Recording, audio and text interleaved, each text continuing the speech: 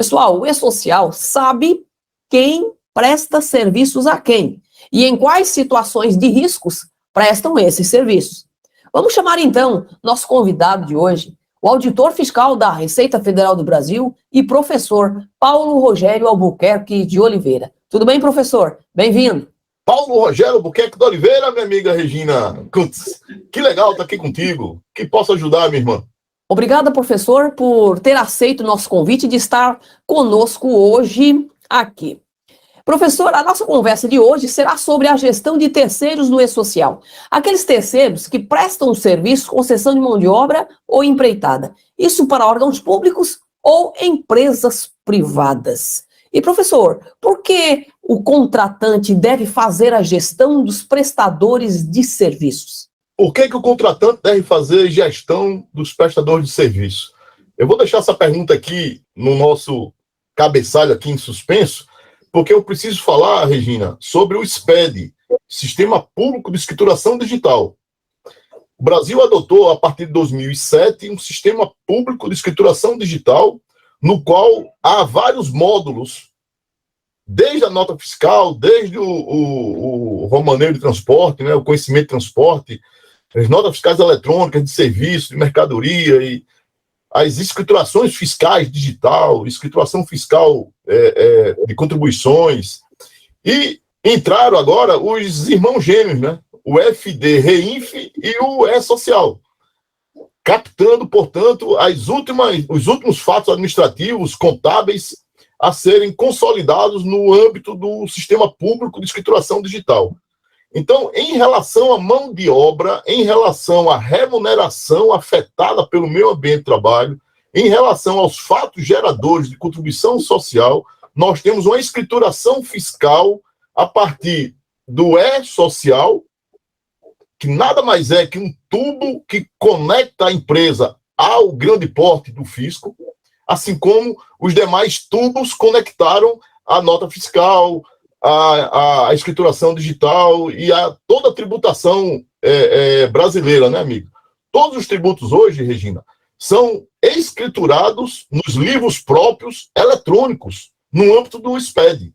É legal isso? O que nós fizemos foi introduzir nesse grande sistema de escrituração a escrituração fiscal digital do meio ambiente do trabalho. Olha que lindo.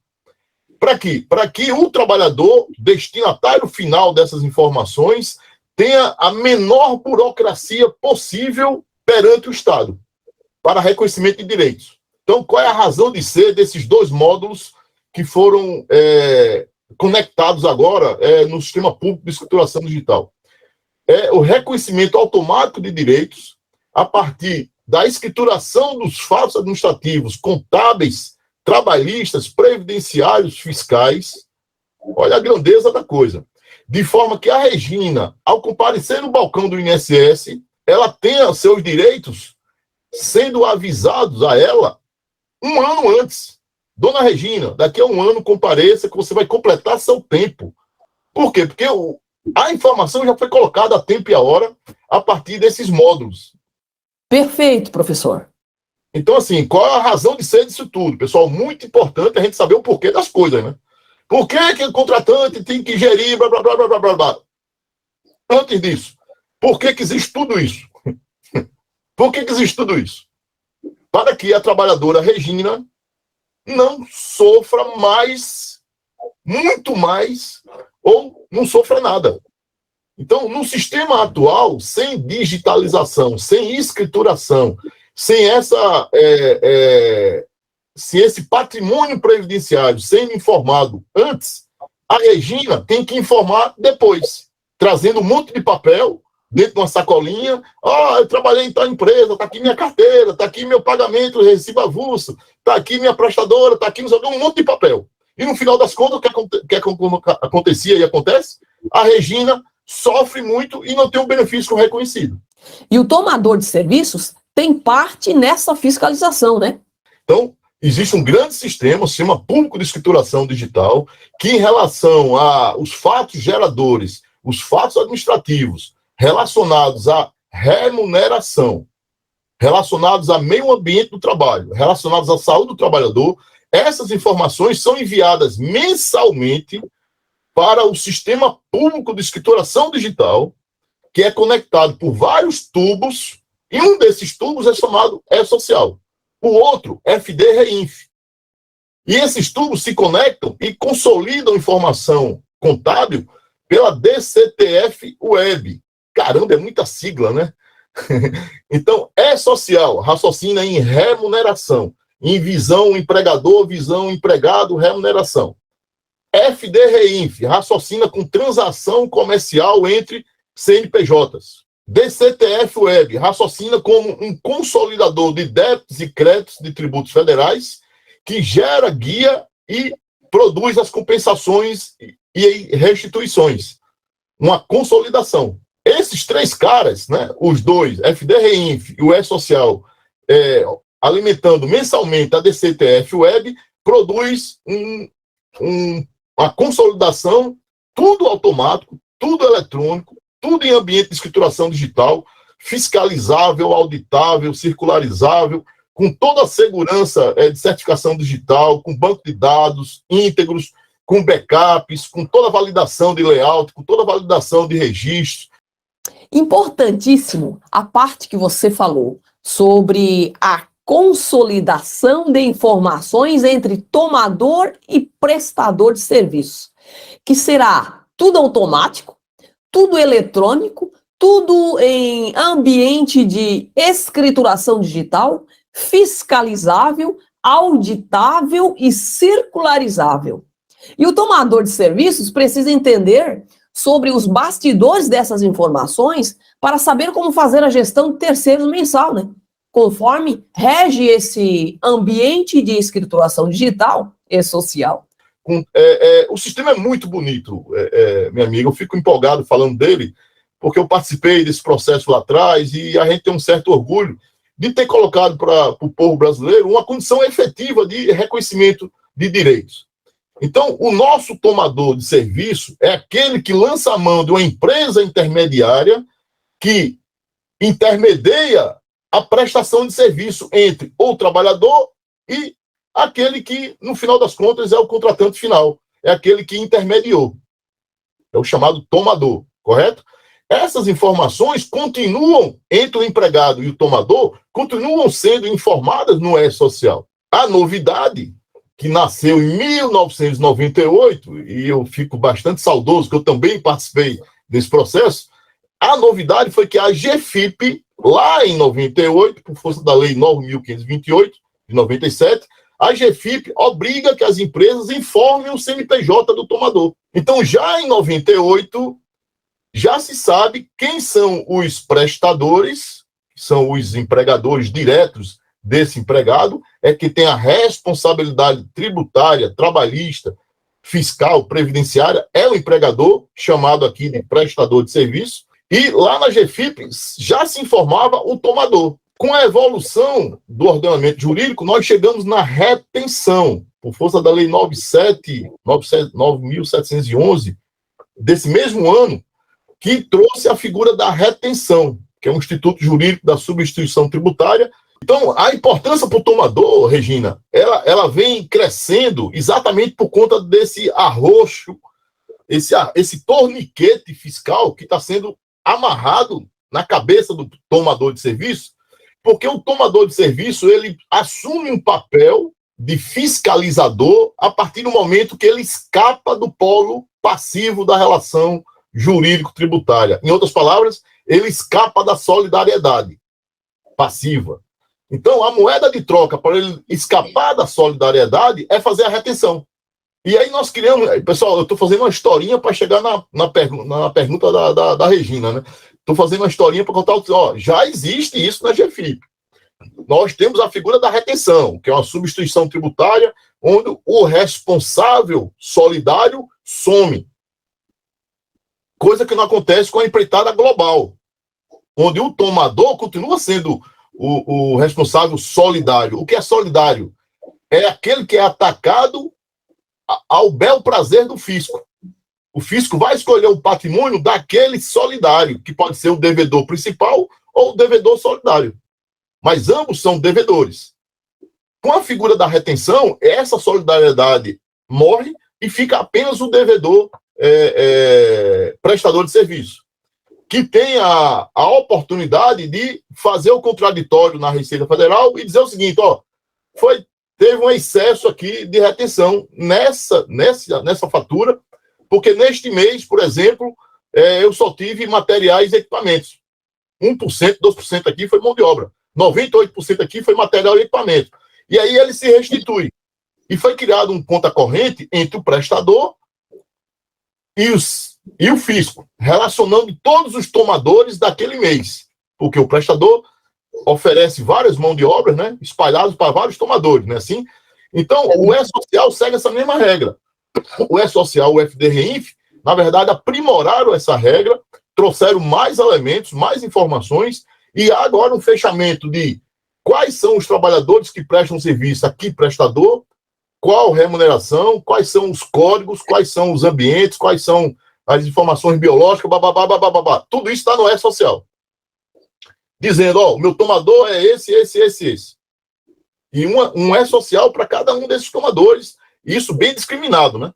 Lá no FDRINF, eu faço a escrituração da parte fiscal, dizendo, para esse tomador tem essa retenção. Para esse tomador, eu tenho esse trabalhador que teve um salário maternidade, que eu tenho um crédito. Para esse tomador, essa mão de obra específica, eu tenho um salário família, eu tenho um crédito. Para esse tomador, eu tenho um crédito porque ele fez uma retenção de 11%, e eu demonstro aqui, neste mês, que essa retenção foi exagerada. Agora, a importância para o tomador. Primeiro ponto, o tomador jamais vai delegar responsabilização. Ele só vai escapar do fisco se ele escapar da solidariedade. E se ele cumprir as suas obrigações acessórias. Então, uma das obrigações acessórias do tomador é fazer a retenção. E essa retenção inclui o FACET, Financiamento, Aposentadorias, Condições Especiais de Trabalho, FACET, que acresce na retenção 2%. Isso dá um trabalho administrativo de fiscalização grande, que deve ser colocado na conta do tomador para verificação se vale a pena ou não terceirizar. Porque o custo dessa terceirização pode continuar muito alto, apesar de ter terceirizado o serviço. Eu dou exemplo do FACET aí, para fechar a pergunta, amiga, e abrir o próximo bloco aí. Eu dou exemplo do FACET porque ele está muito cru ainda, muito incipiente. Os tomadores não fazem isso. Infelizmente, eles fazem aquela retenção 11% e não atentaram ainda que existe o complemento de retenção para os 2%, decorrente do fator de risco ruído, calor, vibração, por aí vai, para custear o FACET, Financiamento, Aposentadorias, Condições Especiais do Trabalho. Se o tomador não faz essa retenção do acréscimo do 2%, destacando na nota quais são os trabalhadores prestadores que estão nessa condição especial, ele continua no polo passivo, ele não escapa da solidariedade. Consegui me explicar? Ele escapa da solidariedade do 11%, mas não consegue escapar do 2%. Por quê? Porque ele não cumpriu a obrigação acessória de fazer a retenção. Então, fechando aqui a pergunta, qual a importância para o tomador? É enorme do ponto de vista comercial, imagem, fiscal, produtividade, do ponto de vista do controle, do ponto de vista do know-how. Quando há uma terceirização, você está mexendo com todas essas facetas do negócio. Então, o know-how, na verdade, está na mão do prestador, porque é ele que treinou, é ele que levou para outra empresa tomadora de serviço, esse know-how que muitas vezes ele produziu perante este tomador. Até que ponto este tomador está perdendo esse recurso humano por conta de não tê-lo contratado diretamente? E agora, com a vinda do E-Social e FDRINF, tudo isso vai ficar mais visível, digamos assim, aos órgãos fiscalizadores, né? E, professor, quais são os problemas que podem acontecer pela falta da gestão de terceiros? A decisão de terceirização é a decisão corporativa, dentro de uma estratégia, dentro da política da empresa, né? Ou seja, tem que ter controles. Porque senão a empresa vai correr o grande risco de degenerar todas essas interfaces que eu coloquei aí do negócio. Imagem, baixa qualidade, baixa produtividade, desperdício, retrabalho, perda de massa, né, de material humano, perda de know-how, baixa autoestima dos trabalhadores, baixa criatividade, baixa iniciativa, um nível de interferência muito grande e de subcomandos na cadeia de comando, e um espaço aberto à sonegação fiscal muito alto, né? Então, o nível de controle do tomador praticamente inviabiliza a terceirização. Olha o que eu estou te falando. O nível de controle praticamente inviabiliza a terceirização. E por que ela é viável hoje? Porque a terceirização parte da premissa da sonegação fiscal. O prestador só consegue colocar o preço para o tomador fechar negócio porque ele embutiu no preço o risco de sonegar. E para esse risco de sonegação por parte do prestador não transbordar para o tomador tem que controlar. Então, lá no contrato de prestação de serviço, tem lá um anexo dizendo, eu quero verificar o recolhimento do FGTS, quero verificar o pagamento das rescisões, quero verificar as rubricas, quero verificar quero. Tá tudo isso escrito no contrato, mas nada disso é gerido. Exatamente, professor. Geralmente, fica só no contrato, né? O assunto é muito mais profundo do que negócio de social. O assunto é muito mais profundo porque diz respeito à política da empresa. Meu amigo, é o seguinte, estamos abrindo mão de controles internos, estamos assumindo uma vulnerabilidade que não é nossa, mas passou a ser nossa, a partir do momento que nós optamos pela terceirização. Já que terceirizamos, que tenhamos, então, uma central de supervisão. Tem que criar uma estrutura de supervisão dos terceirizados. E criar uma estrutura com uma fluidez muito alta. Gente, olha o que o professor está falando. Precisa ser criado uma estrutura de supervisão dos terceirizados com uma fluidez muito alta. E tudo isso deve estar, obviamente, em cláusulas contratuais e fazer com que essa fiscalização mensal, de fato, funcione, né, professor? Em outras palavras, percebeu que o prestador está dando sinal ali de titubeio, travou fatura, meu amigo, travou fatura. Eu tenho 10 dias para comparecer aqui, trazendo todas as informações, porque a minha central de supervisão já percebeu um risco aqui que você está sonegando. Se você não colocou isso no preço, problema é teu. Agora, o meu contrato tem que ser cumprido. E aí eu posso exercer o poder disciplinar do tomador com cláusulas punitivas, cláusulas de advertência, cláusulas de suspensão, cláusulas de retenção, e aí sim eu faço a retenção com força, retenção de faturas, inclusive suspensão de fatura. E no limite, Regina, rescisão unilateral por inadimplemento contratual. O que nós temos, pessoal, é uma inércia por parte do tomador. O tomador opta pela terceirização e larga a mão.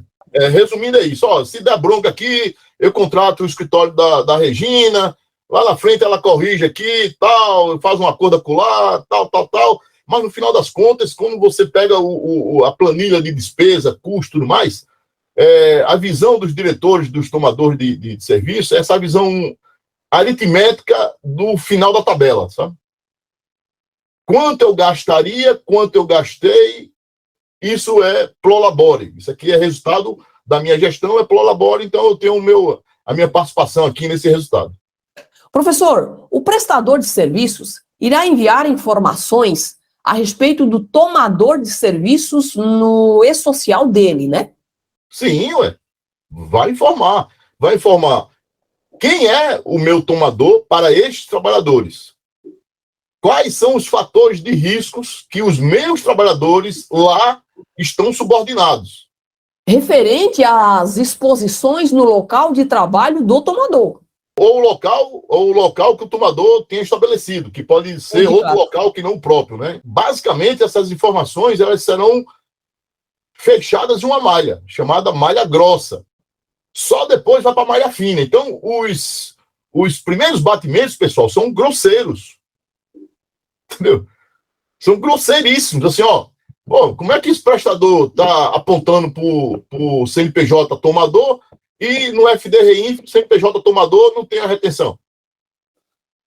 Como é que o prestador informou esse CNPJ ou não informou o CNPJ e o contrário? Lá no FDRINF tem o prestador como prestador, com a retenção feita. Então, esse batimento grosso, ele já dá ali uma primeira peneirada, né, que a gente chama de primeira pescaria. Você joga a tarrafa, vem muito pneu, lata, caranguejo, mas vem peixe também, né? Por quê? Porque as empresas que estão despreparadas, né, ou não se prepararam da forma correta, caem nessa primeira malha grossa. Agora, aprofundando a malha, aí você já tem as filigranas, né? Já tem o requinte do batimento, né? Então, lá no prestador, na UE social do prestador, informando que para aquele tomador tem um fator de risco ruído, lá no FDRINF não houve o acréscimo de retenção por parte do tomador.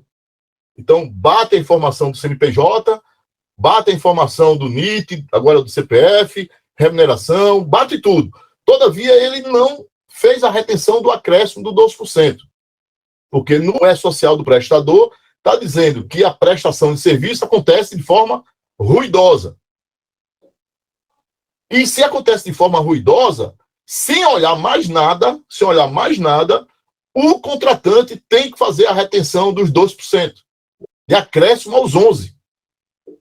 E jogar para o prestador o ônus, o estresse, perante a Receita Federal, de que esse ruído não ultrapassou o limite de tolerância. Percebe? Então, para o tomador, é uma situação muito confortável, porque a lei favoreceu muito o tomador. Ó, retenha, meu amigo, retenha que você escapa do polo passivo. E se você está na dúvida da retenção, aí que você deve reter mesmo. Aí que você deve reter mesmo. Você está na dúvida, sinal que você não vai conseguir explicar lá na frente se você cair como solidário. Meu amigo, faça a retenção, velho. Joga o estresse para o prestador. Você contratou o serviço para não ter estresse. Então, faça a retenção, meta a faca na fatura do cara, 13%, com ruído, calor. Você não quer saber de ruído, calor, nada disso. Você está saco cheio, né? TCAC, PPP, blá, blá, blá. Meu amigo, não quero saber nada disso não, Regina. Eu quero que você vá lá na Receita e se explique para o cara da Receita. Exatamente, professor. Os tomadores de serviços precisam saber que o prestador vai alocar os trabalhadores que prestam serviços no referido tomador, dentro do e-social do prestador e em cada lotação tributária do tomador. O prestador vai fazer o e-social por trabalhador. E para este trabalhador vai dizer quem é o tomador daquele mês. Por então, pessoa. Assim, é visão sempre no trabalhador, pessoal. Lembra sempre da genética do e-social. A genética do e-social é garantir direitos à Regina, de forma que a Regina não tenha burocracia. Então, é tudo vocacionado para a Regina. Então, o prestador de serviço informa o e-social da Regina, não é da empresa. Isso é um erro semântico aí que os colegas cometem aí na internet. Eu acho que por não perceber a razão de ser do e-social, né? O e-social não é para a empresa. É para a gente. A empresa é obrigada a informar para a Regina. Então, a prestadora Regina tem o e-social feito para ela, com todas as informações dela, que só pertence a ela. Quem vai acessar juntamente com ela? Aqueles que têm poderes constituídos para isso. O Poder Judiciário via requisição, o Ministério Público via requisição, o INSS naquilo que for relativo a benefício, a Caixa Econômica naquilo que for relativo ao FGTS e a Receita Federal naquilo que for relativo aos tributos federais. Certo, amigo? Então, esse prestador de serviço tem um e-social enviado dizendo, ó, você trabalhou neste mês, eu estou informando agora, até dia 15 do mês subsequente, no mês passado, você trabalhou no tomador tal. Lá tinha fator de risco A, B, C, D, F, G. coloquei isso no 22,40. Neste mês, teve uma carta emitida, coloquei no 22,10. Neste mês, teve exame alterado, informei lá no 22,20. Neste mês, teve facete. Este trabalhador trabalhou com facete. Então, eu, prestador, informo o facete desse trabalhador lá no evento 1.200. Então, eu cadastro o trabalhador lá no 2200, fecho a folha de pagamento no 1.200 e informo o pagamento daquele mês no 1.210. E lá no 1.005 eu digo qual o KNAI desse prestador, informo qual a alíquota FAP, percebe que está tudo amarradinho? Então, eu, prestador, já estou dizendo que em relação à Regina, naquele mês, eu tenho as informações patrimoniais previdenciárias da Regina, combinado com as informações patrimoniais do CNPJ. E ao tomador compete fazer essa gestão mensal para saber se o prestador de serviços está, de fato, enviando as informações da Regina conforme exige o E-Social. Isso. E aí, essa gestão mensal, minha amiga, para mim, é uma rotina que pode ser automatizada no próprio módulo de pagamentos de contratada, no sistema de folha de pagamento, sistemas de contabilidade, e criar checkpoints, pontos de controle, com reunião, com puxada de orelha, né? Com puxada de orelha, assim, meu amigo, o dinheiro é meu, eu te contratei, o que está na reta aqui sou eu, e eu estou aqui com o checklist dos meus supervisores de contrato, e eles estão apontando não conformidades. Essas não conformidades, eu não vou liberar sua fatura, velho. E outra coisa, antes de fazer o envio do E-Social, eu quero que você me passe o XML. Olha o nível, cara. Olha o nível. Pessoal, preciso ressaltar essa expressão do professor, onde ele fala que o tomador de serviços deve combinar com o prestador o seguinte: antes de você fazer o envio ao E-Social, eu quero que você me passe o XML. O tomador deve chegar ao prestador e dizer, antes de você fazer o envio ao E-Social, das informações referente aos prestadores de serviços, eu quero que você me passe o XML. Gente, olha o grau, a qualidade, a competência e cuidado que o tomador deve ter na fiscalização do terceiro. Por que isso? Para o acompanhamento, gente. Para o acompanhamento, a análise da forma que o prestador irá expor o tomador ao E-Social. Se condiz com a realidade ou não. Então, assim, dá para fazer uma boa gestão sem se estressar muito. É só organizar, abrir o jogo lá na primeira reunião do primeiro mês com o contratado, né, com o prestador de serviço. E se você está chegando agora, o contrato está rolando, chama a reunião e estabelece ali quais são os pontos de controle, quais são as formas de prestação de contas. O prestador, além de prestar serviço, tem que prestar contas. Exatamente. Então, assim, nesse conjunto de prestação de contas, sem dúvida aparece aí os registros do E-Social e os registros do FDRINF. Alguns tipos de documentos e eventos do E-Social podem ser solicitados em edital de licitação. Edital de licitação. Eu sou contratante em potencial e estou fazendo uma seleção, não é isso? Nesse contexto, estou fazendo uma seleção. Então, primeiro é a história. Qual é a história dessa empresa? Quantos acidentes foram produzidos para essa empresa nos últimos 5 anos? Quais são os FAPs dessa empresa? Então, você ranqueia pelo FAP, por exemplo. Então, o FAP é um indicador.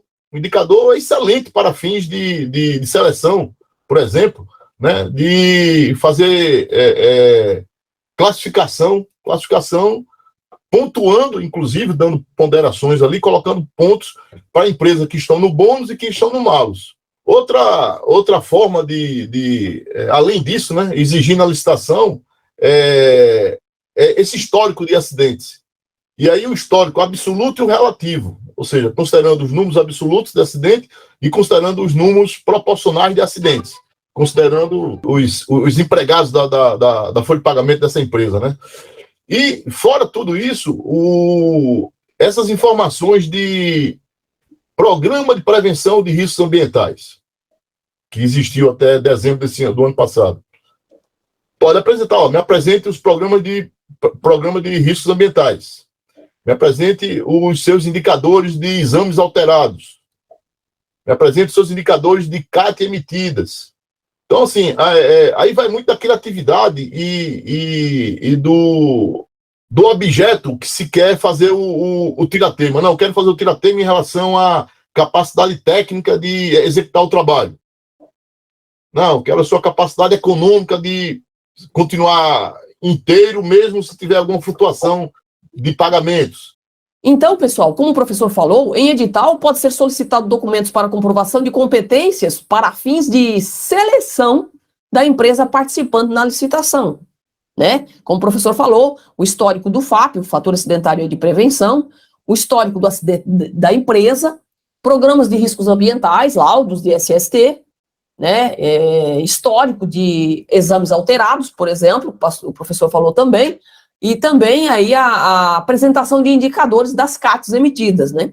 Tudo isso pode fazer parte do critério de seleção, lá em edital de licitação, e mais relatórios ainda de eventos específicos do E-Social.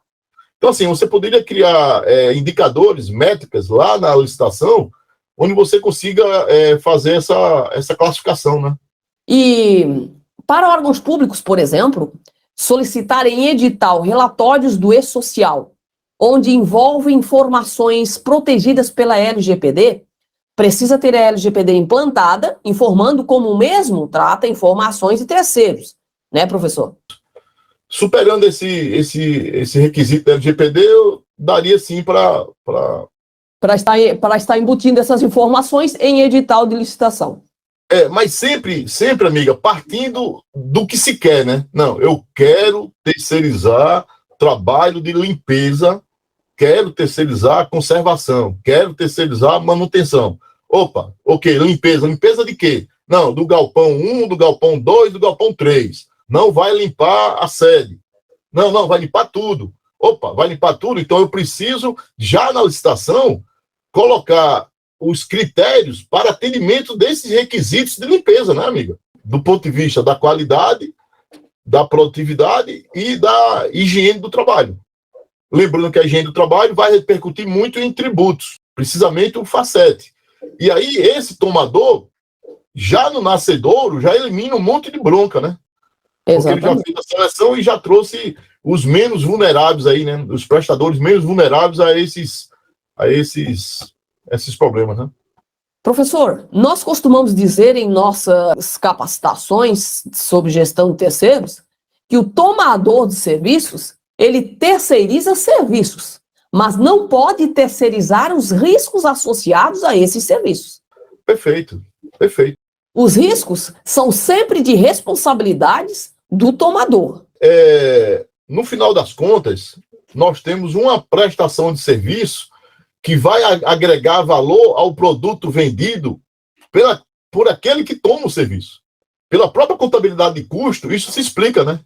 Então, o custo embutido no CPV, no CMV, custo mercadoria vendido, custo produto vendido, considera o custo de produção, que embute o custo de terceirização.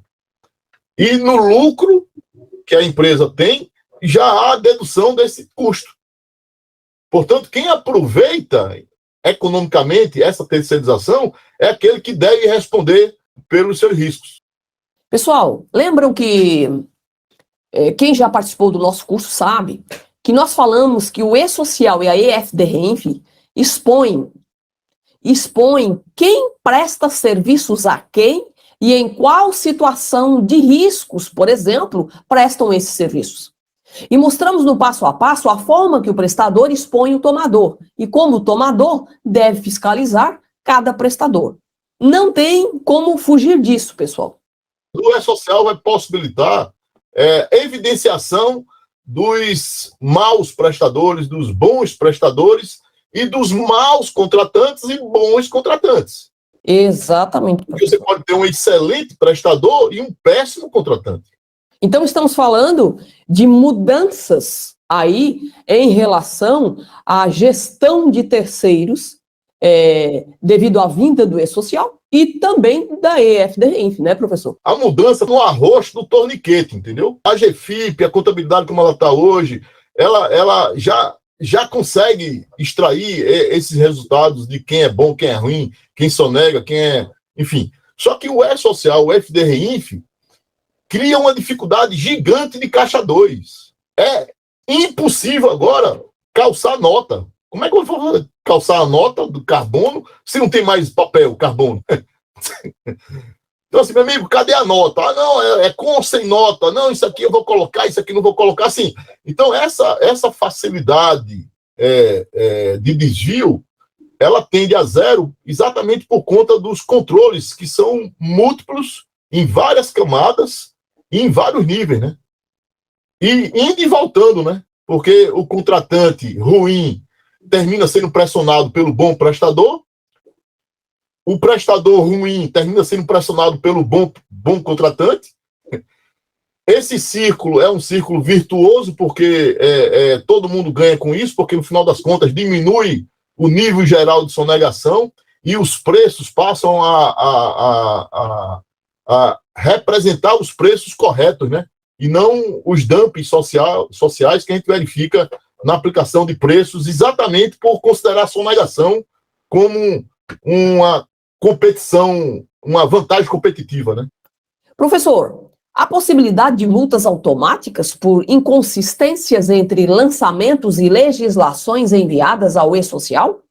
Desde 2014, 2015, a Receita Federal trabalha com cartinhas de amor. Carta de amor. Então, é tudo automático, amigo. Então, você caiu na malha, essa malha grossa, depois cai na malha fina, o ECAC, que é o domicílio tributário eletrônico, recebe a cartinha de amor dizendo, ó, apareceu um bicho aqui, eu não sei se é macaco, se é peixe, se é ave, que danada é isso aqui. Cara, chega aqui e te explica. Outra coisa, se você comparecer agora, nesse procedimento que eu estou abrindo a janela para você, você não terá as multas punitivas, terá as multas de mora, mas as punitivas não. E você não terá os acréscimos legais decorrentes exatamente da ação de ofício. Notificação de ofício, autuação de ofício, desculpa. Aquela autuação em que a irregularidade já foi oficiada pela Receita Federal, né? Então, sim, a resposta é sim, porque agora nós temos grande condição, e eu estou dizendo isso, pessoal, porque você entra no FAPE, você digita aí depois, Regina, FAPE, Fiscalização de Alta Performance, Receita Federal. Então, lá já existe um planejamento e a quantidade, vocês vão ver, são milhões de CNPJs que são notificados e aberta a janela de autorregularização espontânea. Né? Autorregularização, né, já é espontânea, a redundância, né? Mas autorregularização sem o crivo do fisco. Então, você vai lá na E-Social, a Regina faz a consultoria para a empresa, para o órgão público, e diz, estamos diante aqui de uma irregularidade, recebemos aqui uma cartinha de amor apontando tal irregularidade, e na condição de consultora, eu sugiro que a gente retifique a GFIP do ano tal, do mês tal, ajuste aqui, vai gerar um pagamento, uma diferença, mas essa diferença vai sair muito menor do que se a gente não aproveitar a janela e cair na multa de ofício. Como a malha fina ela está sendo calibrada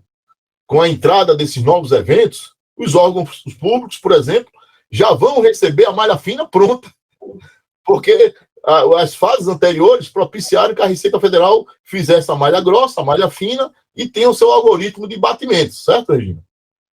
Exatamente, professor.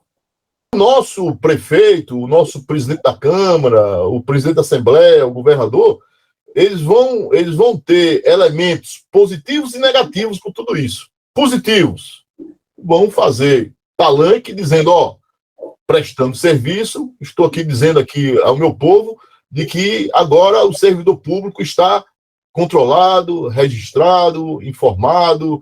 A Regina, servidora, não vai sofrer lá no balcão do INSS ou da autarquia estatal, previdenciária ou municipal. Então ele faz o discurso, entendeu, Regina? Ele diz, ó, chega para o sindicato dos servidores, ó, prefeito algum se preocupou com o servidor, eu estou aqui como presidente do sindicato, contratei a Regina como consultora, a gente foi lá, fez um redesenho da folha de pagamento, trouxemos os laudos de insalubridade, laudo de periculosidade, laudo do LTCAT, fizemos PPP, contratando aqui uma clínica especializada em medicina, engenharia, bababá. Percebe o discurso? Por outro lado, você tem um efeito negativo, que é, não tendo isso, caindo na malha, você prende a CND, certidão negativa de débitos. Você tem arrolamento de bens. Então, você tem um monte de consequências, né, que fazem valer a pena fazer uma boa gestão. Exatamente, professor. A nossa conversa de hoje, professor, vai fazer com que os tomadores de serviços analisam melhor a forma como fazem a gestão de terceiros e se adequarem no que for preciso para atender aí ao E-Social e também à EFD-REINF. Pessoal, perante isso, o que os fiscais de contratos de empresas privadas ou órgãos públicos precisam saber? Precisam saber, gente, fazer o mapeamento dos prestadores de serviços. Aqueles prestadores de serviços com cessão de mão de obra ou empreitada, como que tipo de informações levantar nesse mapeamento, quais informações devem estar nesse mapeamento. Informações estas que dizem respeito ao contrato com aquele determinado prestador, KNAI específico. Precisam saber também quais são as obrigações do tomador na gestão mensal em relação ao contrato com aquele determinado serviço terceirizado. Como realizar a gestão mensal dos prestadores que fazem parte aí do regime tributário, como MEI, ME, que são as empresas, que são as microempresas, as empresas de pequeno porte, que são as EPPs, por exemplo, né? Conforme legislações e também conforme a nova NR, ou norma regulamentadora número 1, que terá respaldo também no E-Social. Precisam saber também, gente, como fazer a gestão da empresa contratada, já que ela expõe o tomador de serviços eletronicamente no E-Social dela. Isso mensal.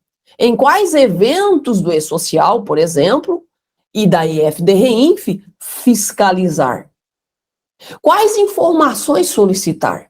E como analisar esses relatórios, as informações enviadas nesses eventos? Precisam saber também sobre as relações das informações do E-Social com as legislações vinculadas à terceirização, que são várias.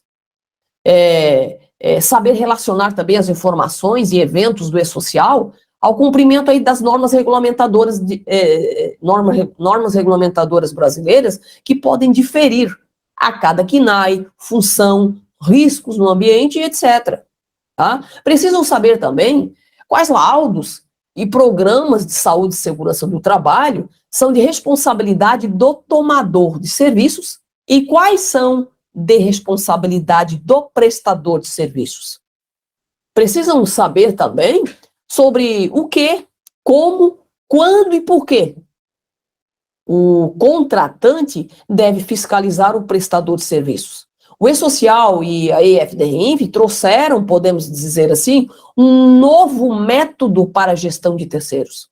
Para isso, o teu órgão público ou a tua empresa privada precisa se preparar. Pessoal, eu tenho um PR Trilhas, amiga Regina, e eu tomo a liberdade de falar a respeito aqui, porque eu sou muito demandado de ex-alunos, de colegas, de consultores, de empresas de consultoria, exatamente por onde eu encontro essas maluquices do Paulo Rogério.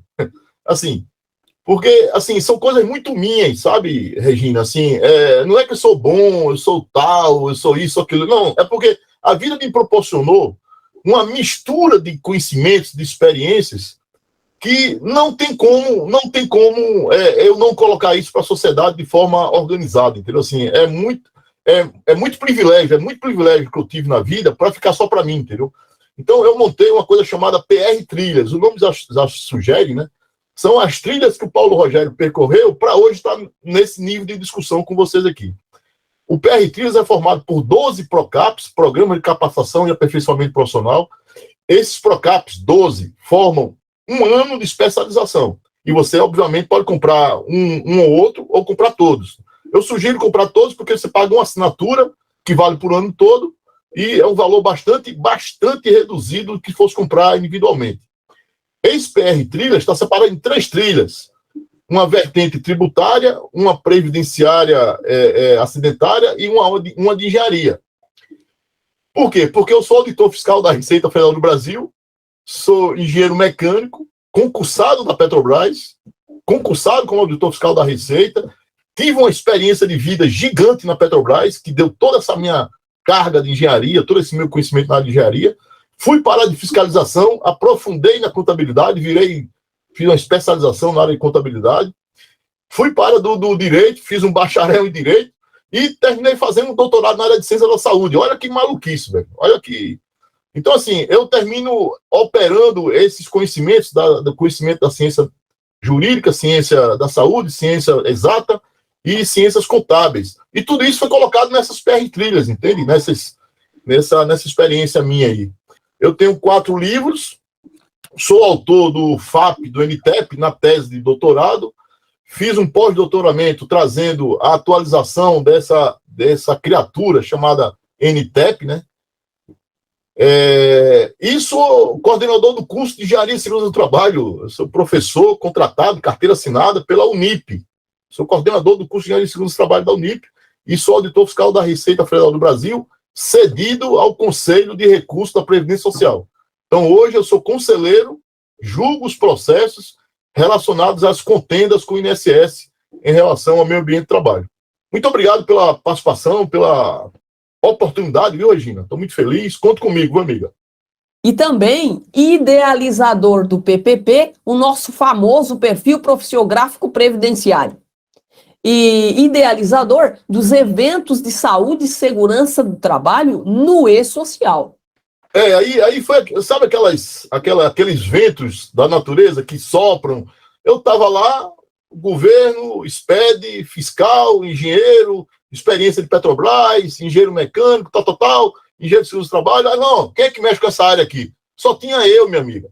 Então, quem vai fazer os eventos? Não, chama o Paulo aí que ele já entende essas coisas mesmo aí, já fiscaliza. Os eventos. E SST, amiga, foram criados, né, em Excel. Só, vamos fazer aqui tabela tal, 20 tal, assim. Até os números, a gente foi pensando nos números ali, né, de forma que sempre pensando no empregador, sabe? Meu amigo, como é que facilita a vida do cara? Ele hoje tem que fazer quantos documentos para dizer a mesma coisa? E como eu tenho experiência de campo de fiscalização na área de ambiente de trabalho, facilitou muito essa construção, essa experiência, sabe? Siga o professor, gente, nas redes sociais, porque os conteúdos por ele postados são transformadores. Muito obrigada, professor, pela participação aqui conosco. Fique com Deus.